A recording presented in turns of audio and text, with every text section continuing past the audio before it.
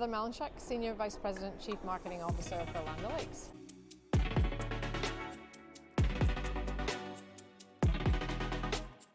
So Land O'Lakes is actually more than butter. We make amazing dairy products. We do cheese, we have the Vermont Creamery brand, and we have rice pudding, which is my favorite.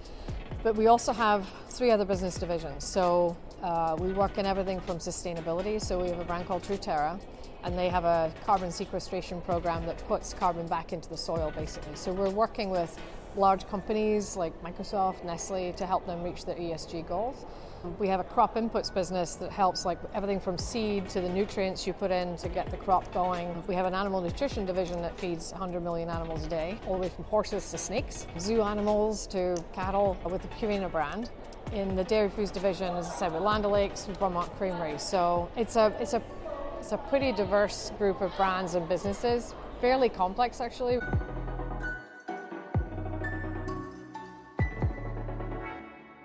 As a farmer-owned cooperative, basically we're working on behalf of our member owners. So in the dairy case, we've got about 1,600 dairy farmers who are members. We have about 900 agricultural retailers that support those farmers in the markets, and then we have row crop farmers as well. So basically our motives, if you will, are a little different than normal C Corp, right? So we're working on behalf of those members to put money back in the country. So when people buy our products, that money goes back to the farmer, and it goes back to benefiting them, their families, and the communities, because they tend to be really altruistic folks who do that. One of the ways we do that is our farmer-owned messaging. So in the dairy space, the research that we did people said, well, if I'd known you were farmer-owned, I'd feel much more predisposed to your brand, because our farmer-owned messaging was getting lost. And so we cleaned and simplified our packaging, modernized it to really get that message across. Working with a new agency called Battery out of LA to do a campaign called Eat It Like You Own It, which really hones in on that farmer-owned piece. So in all cases, we're talking more about our cooperative model than I think we had before.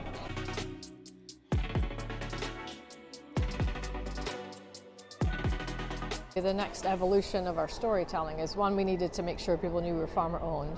As we move into next year, we're going to talk much more about the impact that's having on those communities. So that's the next stage of our storytelling. And I think we're a very humble Midwest company, so we haven't necessarily gone out and talked about this stuff before. And it's not about bragging about it. It's actually a sense of pride and it's really our member owners who are doing a lot of that work. So we want to talk about that.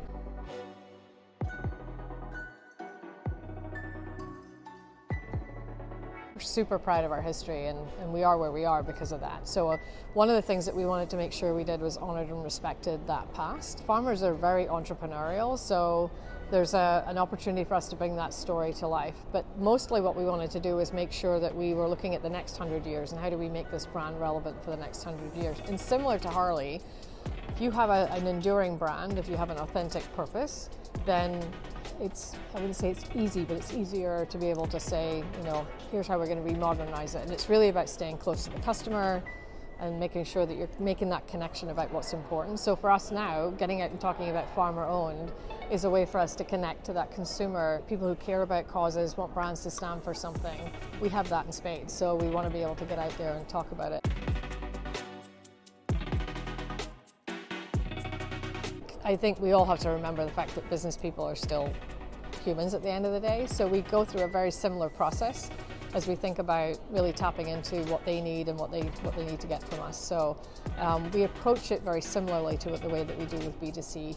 And I think, especially maybe in the business world, with our stability, the fact we've been around a long time, that's actually of great value to the people that we work with. And we're good partners. It's not just a description of our business model, it's actually how we work. We are a cooperative, and we pride ourselves in that.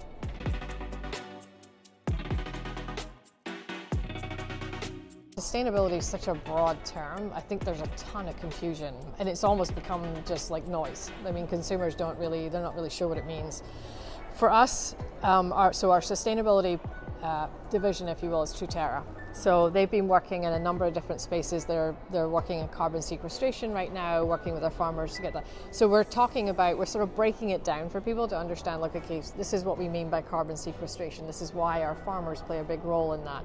And then a lot of the work we're doing is to try and change the narrative around agriculture, because the reality is a lot of these sustainable practices our farmers have been doing for a long time, and we are constantly innovating to be sustainable on farms. So I think there's misconceptions, misinformation, so we have a job to do to really bring together the industry to talk about it and tell the truth.